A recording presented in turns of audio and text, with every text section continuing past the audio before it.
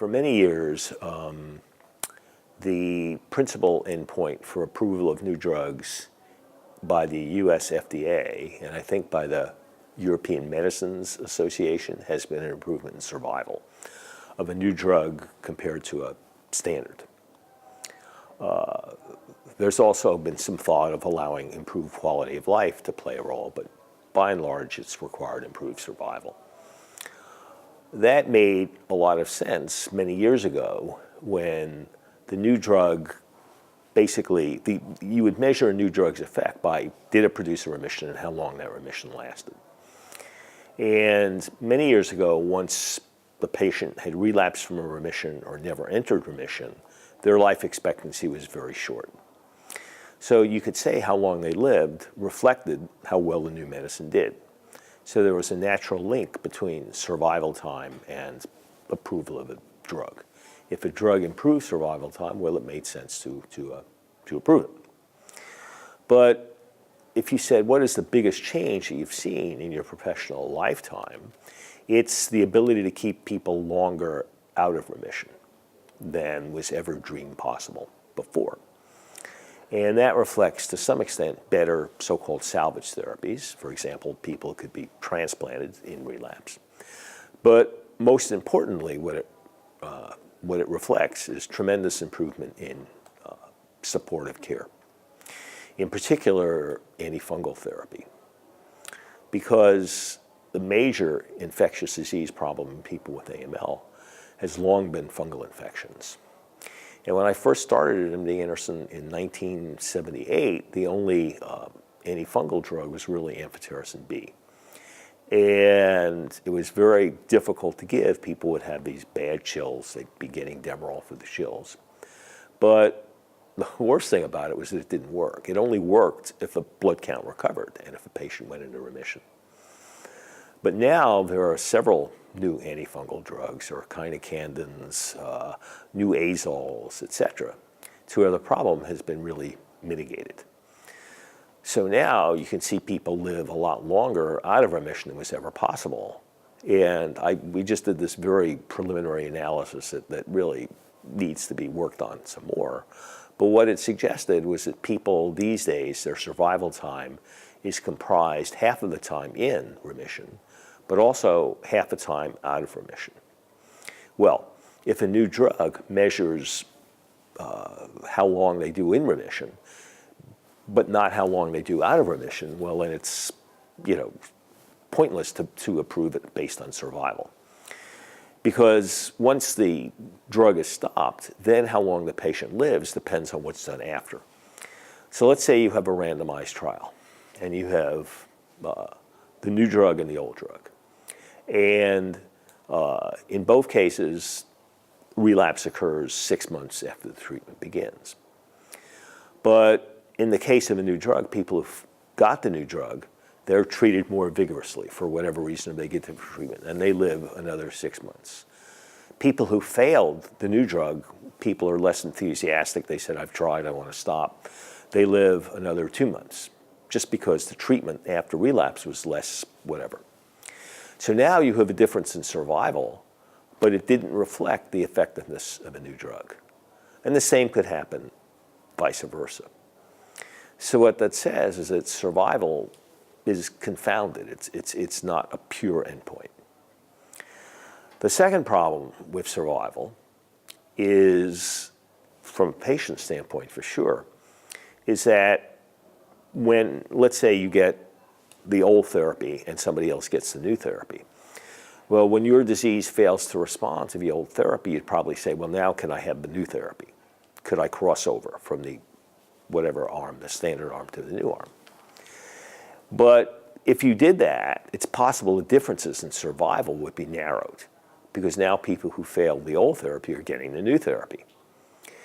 If a difference in survival is narrowed, then that would make it less likely for the drug to be approved. The drug company is interested in the drug being approved. So oftentimes they have a policy of no crossover.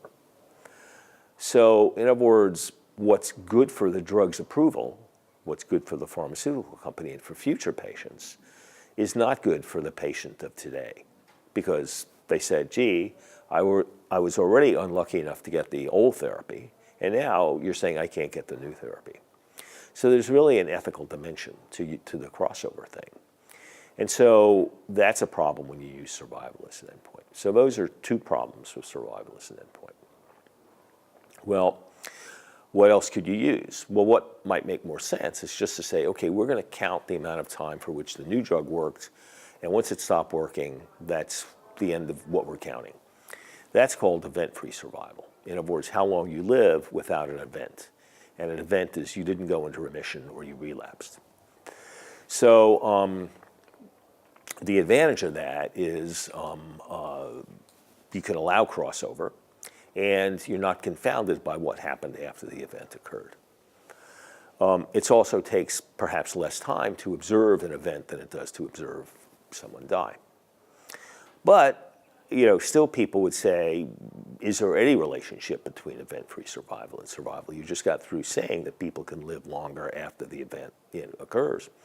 So we studied this, and basically there is a relationship still. So it's a surrogate. In other words, generally longer event-free survival will mean longer survival. It's about as good a surrogate as a PSA test is for prostate cancer, biopsy-proven prostate cancer. What people think of that, I don't know, but I think it's certainly a surrogate. And to me, the advantage of using event-free survival is it's a cleaner, if you will, estimation of the effect of the new drug as opposed to what followed the new drug. It permits crossover, and it's still somewhat of a surrogate for survival. But there are problems with event-free survival as well. And the first is when someone dies, generally there's no equivocation. He died at November 11th, 19, whenever. But when did a relapse occur? Well, it depends how often the bone marrows are checked. So if it's only checked once every 3 months, it might be different than if it's checked once a month. And you say, oh, those are only differences of a few months. But generally, the differences between the drugs that we use are only a few months. If the differences were years, if a difference were 5 years versus 1 year, then it wouldn't matter that they checked only every 3 months, 3 months instead of every month. But with the differences that we're looking at, then it becomes more of a problem. You didn't discover relapse only because you looked so infrequently. And the same thing with going into remission. That's the other event is not going into remission. Well, did the patient get one course or did they get 2 courses, et cetera, et cetera. So there's a certain amount of subjectivity with event-free survival for sure. But I still think that's better personally than survival. Well, the other things are response. And it's been shown that a response doesn't necessarily translate into longer survival. But one thing that's possible about response that remains to be seen is that people who get a complete remission have a better quality of life. And I think if you spoke to people who have taken care of a lot of patients, they would say, yeah, it's obvious that if they get a remission, they have a better life. They probably need fewer transfusions, et cetera. So a good way to look at that, which I've thought about for a long time, but I've never done very much with it, is to say, okay, we're going to look at people 2 months after they started treatment or 3 months. And at that time, there'll be a certain number who are in remission and then a certain number who are not in remission. And we're going to follow both groups of patients, those in and those not in remission, for the next 2 months or 3 months. And we'll count the number of transfusions they received and how much time they spent in hospital. And what I think would happen would be that the ones who are in remission would spend much less time in hospital. They'd have received less transfusions. And therefore, nobody would argue that they had a better quality of life. I mean, you could give them questionnaires too, but it could be influenced by knowing whether they're in remission or not. But I think, and if that were the case, then you'd have a grounds for approving something if the person had a CR. I mean, it would have to last maybe 2 months or 3 months or something like that. But to the concluding slide, I think, said that, to me, if I had to pick one, I'd pick event-free survival. But a lot depends on circumstances. So for example, if you're talking about a younger patient, well, there's an expectation of being cured, you could look at event-free survival or survival. Whereas if you're talking about an older patient, well, then the quality of life might be the more important endpoint. So, and similarly with different drugs. So if you're looking at some, new cytotoxic chemotherapy, well, the purpose is the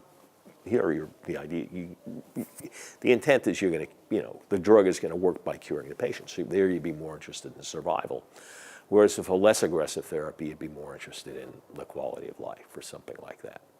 So, so the whole thing is, I think what happens in medicine, as in life, is that people like simple answers. They want one answer, one endpoint. But probably it's much better not to do that and just to say, okay, let's look what this drug is, let's look at the people for whom it's intended, and decide the endpoint on that. And I think multiple endpoints should be allowed. It shouldn't just be one.